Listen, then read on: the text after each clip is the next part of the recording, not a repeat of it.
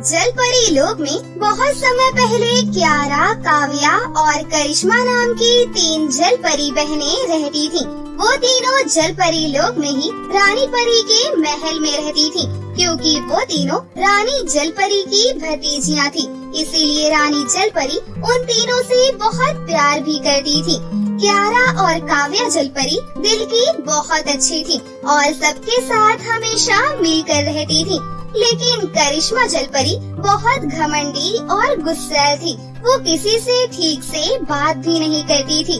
इस वजह से उसकी कोई सहेली नहीं थी। लेकिन वहीं क्यारा और काव्या जलपरी की ज्यादा सहेलियां थी। ऐसे ही एक दिन क्यारा और काव्या जलपरी अपनी सहेलियों के साथ घूम रही थी। तभी उनकी एक सहेली उन दोनों से कहती है, क्यारा और काव्या जलपरी, हमें पता चला है कि पृथ्वी लोक में एक रेस हो रही है। चलो हम लोग जाकर वो रेस देखते हैं।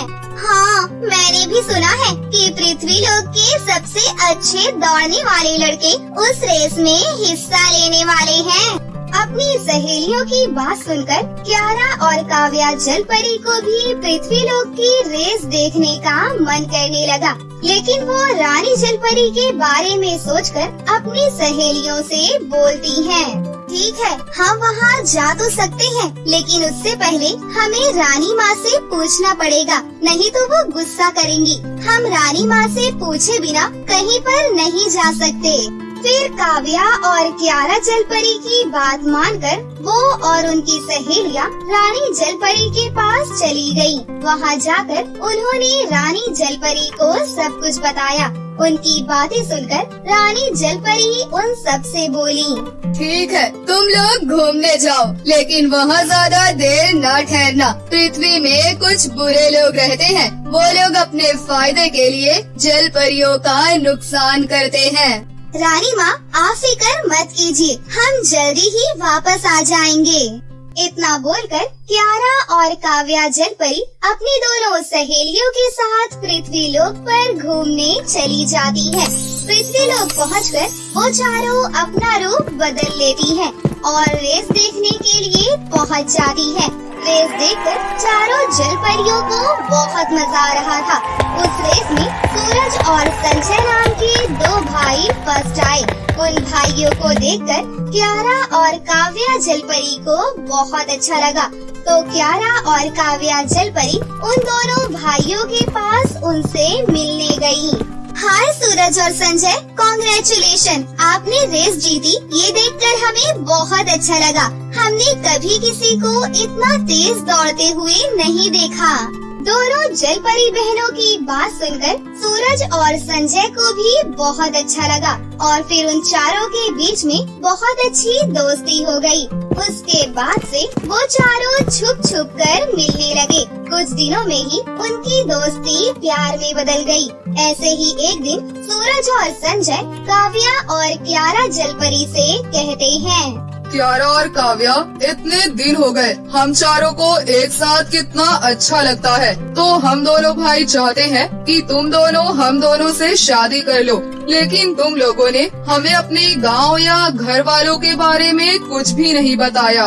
हम तुम दोनों को कैसे बताएं? ये हमें भी समझ नहीं आ रहा, क्योंकि हम दोनों कोई साधारण इंसान नहीं है, इसलिए हम तुम लोगों से शादी नहीं कर सकते। क्यारा और काव्या जलपरी की बात सुनकर सूरज और संजय को बहुत बुरा लगता है। फिर दोनों भाई क्यारा और काव्या जलपरी की सच्चाई जानने के लिए उन्हें मनाने लगे। काव्या और क्यारा भी उन दोनों से बहुत प्यार करती थी, इसलिए उन दोनों ने सब कुछ सूरज और संजय को सच सच बता दिया। ये सुनकर उन दोनों ने कहा, हमें इस बात से कोई फर्क नहीं पड़ता कि तुम इंसान हो या जलपरी। हम तुमसे प्यार करते हैं और शादी करना चाहते हैं। हमारी शादी के बाद तुम यहीं रहना और तुम कभी अपनी जादुई शक्तियों को इस्तेमाल मत करना, नहीं तो सब सोचेंगे कि हमने तुम्हारी शक्तियों की वजह से तुम दोनों से शादी की है। सूरज और संजय की बात सुनकर क्यारा और काव्या जलपरी बहुत खुश होती है और वो उसी दिन जलपरी लोग जाकर रानी जलपरी को सब कुछ बता देती है। रानी जलपरी भी उनकी शादी के लिए तैयार हो गई। कुछ ही दिनों बाद क्यारा और सूरज और काव्या और संजय की बहुत ही धूमधाम से शादी हो गई। लेकिन इस बात से उनकी बहन करिश्मा जलपरी बिल्कुल खुश नहीं थी। एक दिन काव्या और क्यारा जब शादी के बाद जलपरी लोक में आई, तब करिश्मा जलपरी उनसे कहती है, क्यारा और काव्या जलपरी, तुम्हारी वजह से मुझे बहुत शर्मिंदा होना पड़ता है, क्योंकि जलपरी लोक में सब लोग तुम्हारी वजह से मेरा मजाक उड़ा रहे हैं कि तुम्हारी बहनों ने एक जलपरी होकर पृथ्वी लोक के साधारण इंसानों के साथ शादी कर ली। क्या तुम्हें शर्म नहीं आती? करिश्मा जलपरी, हम दोनों सूरज और संजय से बहुत प्यार करते हैं, इसलिए हमने एक दूसरे से शादी की है। ठीक है, मुझे सब कुछ पता है। ये सब उन लड़कों की ही चाल है। उन लोगों ने तुम्हें यहाँ भेजा है ताकि तुम जलपरी लोक से सोने और हीरे चुरा कर लाओ और उन गरीब इंसानों को दे सको।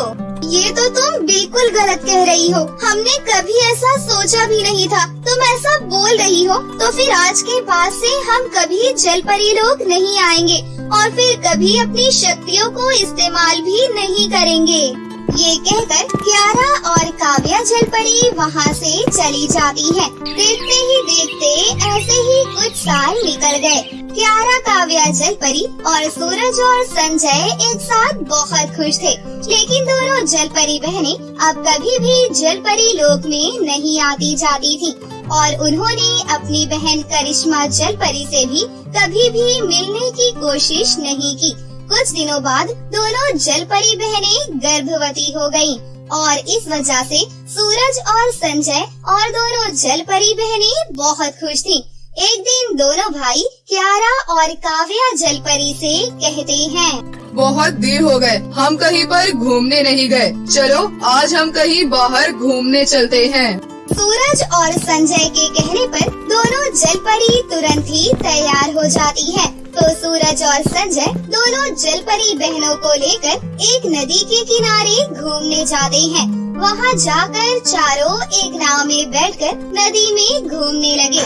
लेकिन घूमते घूमते वो नदी में बहुत दूर चले गए। तभी अचानक से वहाँ बहुत तेज तूफान आ गया, जिससे चारों परेशान हो गए। तभी काव्या जलपरी डर कर बोली, ये क्या हो गया? यहाँ तो बहुत तेज तूफान आ गया। हमें अभी के अभी घर वापस जाना चाहिए। मुझे बहुत डर लग रहा है। हमें भी कुछ समझ में नहीं आ रहा, क्योंकि अब हम इस नाव को नहीं चला पा रहे हैं। पता नहीं अब हमारे साथ क्या होगा। अब हमारे पास कोई रास्ता नहीं है। अभी हमें अपनी जादुई शक्तियों का इस्तेमाल करना ही पड़ेगा। ये बोलकर जैसे ही दोनों जलपरी बहनें अपनी जादुई छड़ी निकालती हैं, उससे पहले ही उनकी नाव डूब गई और वो चारों भी पानी में डूब गए। डूबते ही चारों बेहोश हो गए। कुछ देर बाद जब दोनों जलपरी बहनों को होश आया तो उन्होंने देखा कि वो नदी के किनारे पड़ी हुई हैं और उनके सामने कोई औरत खड़ी है।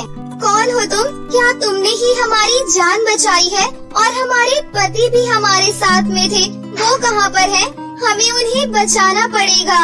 इतना बोलकर जैसे ही काव्या और क्यारा जलपरी उठने लगी, तभी उस औरत ने एक चुड़ैल का रूप धारण कर लिया और काव्या और क्यारा जलपरी को बंदी बना लिया। दोनों जलपरियों को बंदी बनाते ही वो चुड़ैल जोर जोर से हंसने लगी। कौन हो तुम और क्या चाहती हो हमसे? और हमारे पति कहाँ पर हैं?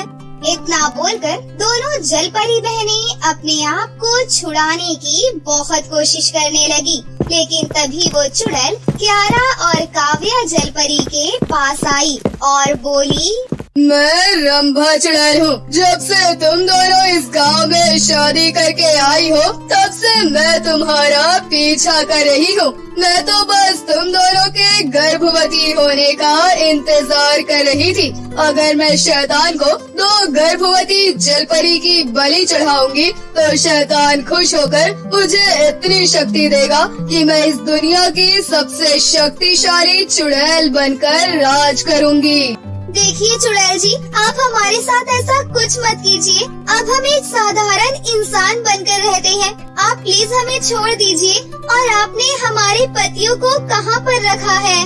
मैंने तुम्हारे पतियों को भी बंदी बनाकर रखा है। अगर तुम दोनों ने मेरे साथ चालाकी करने की कोशिश की तो मैं तुम दोनों के पतियों को मार डालूंगी।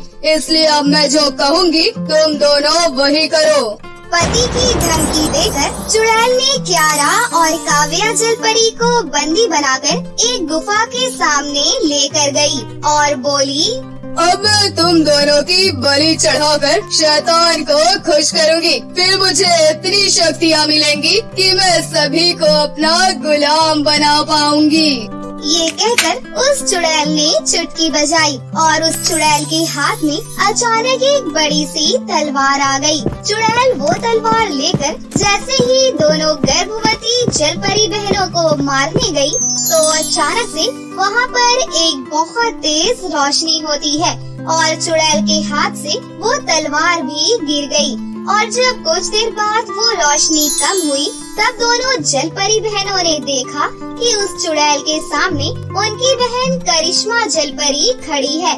करिश्मा जलपरी को देखते ही वो चुड़ैल और भी गुस्सा हो गई और वो करिश्मा जलपरी से कहती है, तेरी इतनी हिम्मत कि तू मेरे इलाके में आकर मुझे ही डरा रही है। अब मैं पहले तुझे मारूंगी, फिर इन दोनों गर्भवती जलपरियों को मारूंगी। इतना बोलकर वो चुड़ैल जैसे ही करिश्मा जलपरी को मारने जाती है तो करिश्मा जलपरी अपनी जादुई छड़ी घुमाती है जिससे वो चुड़ैल जमीन पर घायल होकर गिर गई। तभी करिश्मा जलपरी ने फिर से अपनी जादुई छड़ी घुमाई और वो चुड़ैल जलकर राख हो गई। ये देखकर दोनों गर्भवती जलपरी बहनें करिश्मा जलपरी के पास गयीं। मेरी प्यारी बहन करिश्मा, तुम यहाँ कैसे आई? हमें लगा तुम हमसे नहीं मिलना चाहती। क्यारा, काव्या, मेरी बहनों, तुम दोनों मुझे माफ कर देना। मुझे मेरी गलती का एहसास हो गया है। मैं तुमसे माफी मांगने के लिए तुम्हारे घर आई थी, लेकिन तुम दोनों मुझे नहीं मिली। फिर मैंने अपनी जादुई शक्तियों से सब कुछ पता लगाया और यहाँ पर आ गई। ये कहकर उन तीनों जलपरी बहनों ने एक दूसरे को गले लगा लिया। फिर उन तीनों ने उस गुफा के अंदर जाकर सूरज और संजय को भी चुड़ैल के बंधन से आजाद कर दिया। फिर उन चारों के साथ करिश्मा जलपरी भी उनके घर वापस आ गई। ऐसे ही समय बीत रहा था।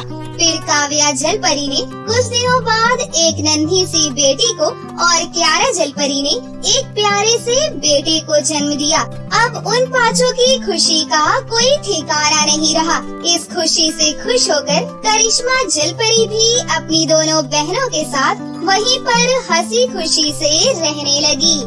कैसी लगी आपको हमारी ये कहानी? अगर आपको हमारी कहानी अच्छी लगी हो तो इसे जरूर लाइक करें, साथ ही हमारे चैनल को सब्सक्राइब भी कर लें और बेल आइकन को दबाना ना भूलें। मिलते हैं अगली वीडियो में। धन्यवाद।